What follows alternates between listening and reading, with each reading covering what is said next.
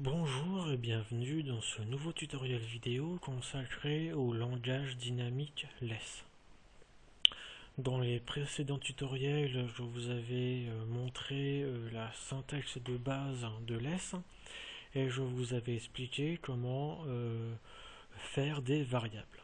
Dans ce tutoriel vidéo, je vais vous montrer comment créer des mixins, qu'elles soient paramétrables ou non. Alors, qu'est-ce que sont les mixins? Ce sont des propriétés CSS que vous avez mis dans un jeu de dans un jeu de règles que vous pouvez mettre dans un autre jeu de règles. Alors, je vais vous montrer comment faire.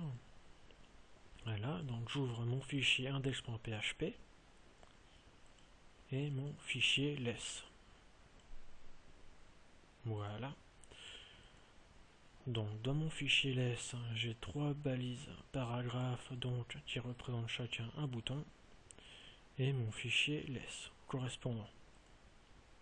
Donc je vais mettre les bases d'un bouton. Donc un font size avec la variable font.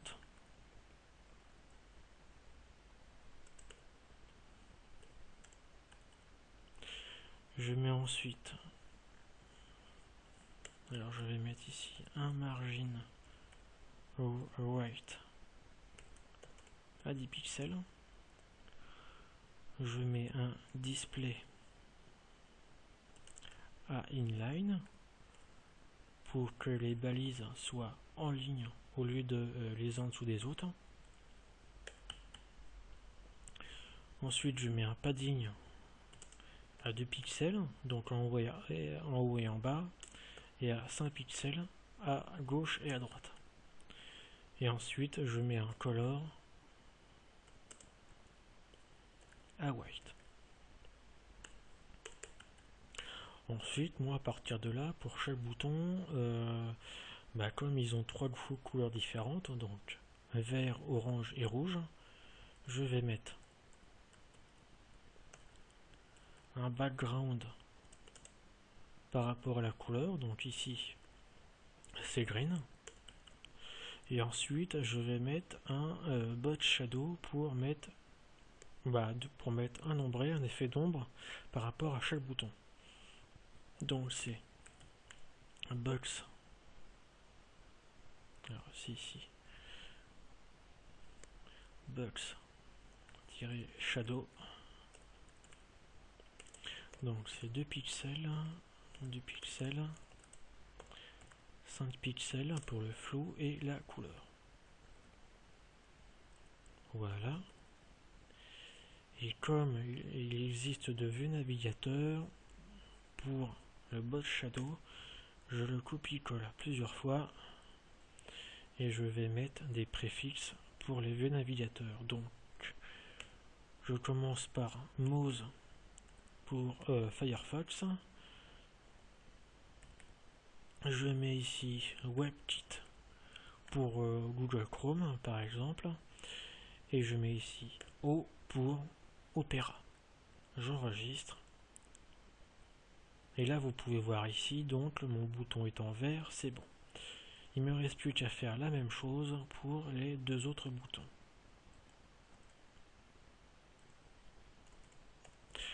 Ici, au lieu de mettre en green, je mets en orange. Et ici, au lieu de mettre orange, je mets rouge.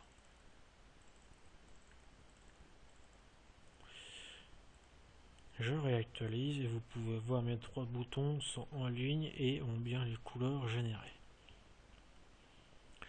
À partir de là, je vais commencer par créer une mixin qui va prendre en compte la partie commune à chaque bouton, mais où il n'y a aucune modif à faire.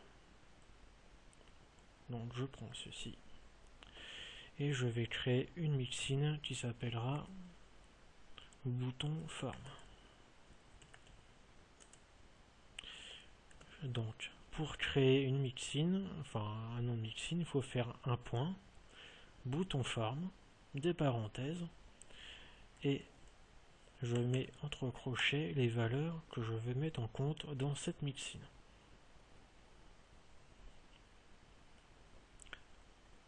J'enregistre et c'est bon. Alors, ici je vais faire mon CSS, voilà, je l'ouvre. Donc là pour le moment toutes les parties sont communes et il n'y a rien à modifier. Donc maintenant je vais mettre cette mixine dans chacun de mes boutons. Voilà, bouton forme avec un point virgule à la fin. Pour le vert c'est bon, je le mets pour le orange et je le mets aussi pour le rouge. J'enregistre, je recharge mon fichier CSS et vous pouvez voir donc que la partie est toujours là pour chaque bouton. Je réactualise ici, ça a bien marché. Donc là, vous pouvez voir que ma mixine a tout à fait fonctionné.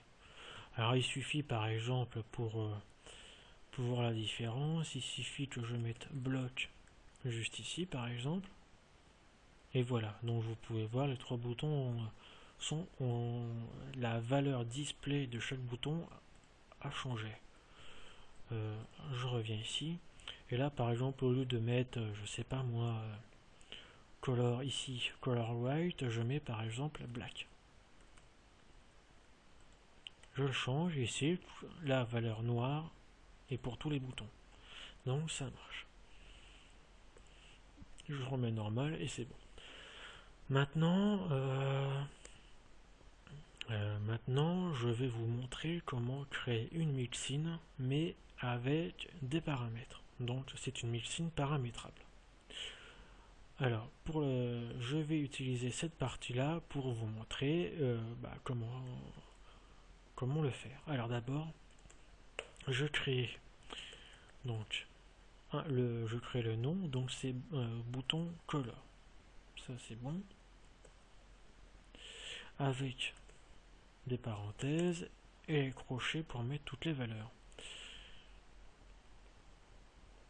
Donc je regarde d'abord si mon mixine marche. Et je mets bouton color à chaque.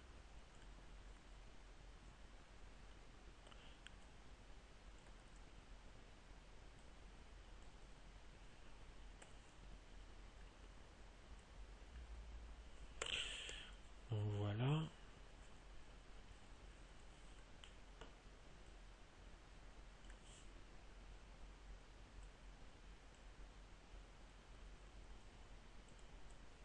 Donc là voilà, là, bon, dans mon mixine, les couleurs sont à vert. J'ai mis cette mixine à chacun de mes boutons. Vous pouvez voir que les boutons ont la même couleur.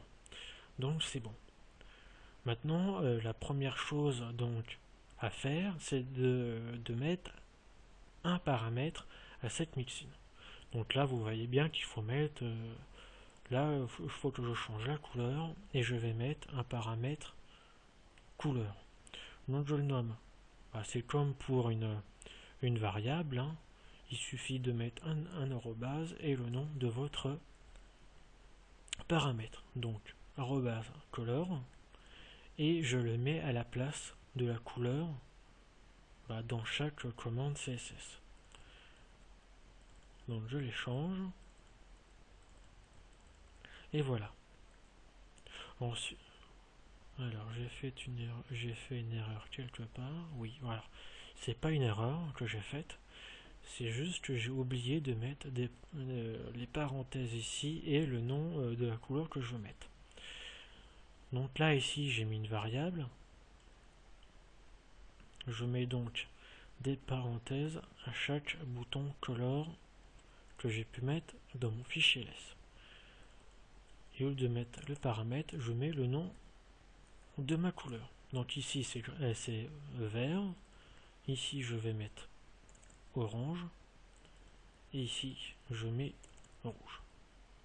J'enregistre, j'ai pas d'erreur. Je recharge mon fichier dans CSS et vous pouvez voir ici, dans chaque partie P, j'ai une couleur différente. Alors moi, bon, j'ai mis des couleurs faciles comme green, red, orange, mais ici, quand le fichier CSS est généré, ça met la valeur hexadécimale correspondante à la couleur. Hein. Donc ici c'est vert, ici c'est orange, et ici c'est rouge. Je réactualise ici, et là vous pouvez voir que c'est bien vert, c'est bien orange, et c'est bien rouge. Donc voilà. Donc là, j'ai mis un paramètre à la mixine. Mais bien sûr, comme toute fonction, comme les fonctions, on peut mettre un paramètre, comme on peut en mettre plusieurs. Alors, un autre truc d'abord, c'est que les paramètres les paramètres peuvent être initialisés à une valeur par défaut. Donc là, par exemple, je peux mettre un color et je peux initialiser le paramètre, par exemple, à black, pour avoir un fond noir. Et imaginons que pour le vert, je n'ai pas mis de couleur. J'enlève la couleur, je réactualise, et vous pouvez voir ici que la couleur est noire au lieu de vert. Donc vous pouvez très bien faire une mixine avec un paramètre, initialiser le paramètre à une couleur donnée, et puis ne pas mettre de couleur quand vous mettez la mixine quelque part. Donc moi là, de mon côté, je remets ma valeur à vert. Je recharge, c'est bon. Ensuite, comme je vous disais, il est tout à fait possible de mettre plusieurs paramètres. Alors là, moi de mon côté, je vais mettre 3 autres paramètres. Donc là, je vais mettre la valeur du shadow horizontal, vertical, et aussi le flou. Donc, je mets H shadow, ensuite V shadow pour l'ombre verticale,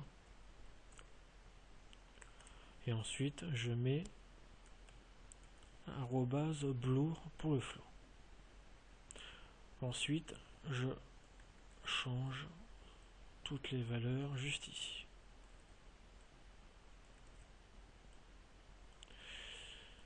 V shadow. Alors quand vous modifiez toutes les valeurs comme ça peut paraître long, mais quand vos mixins sont réussis,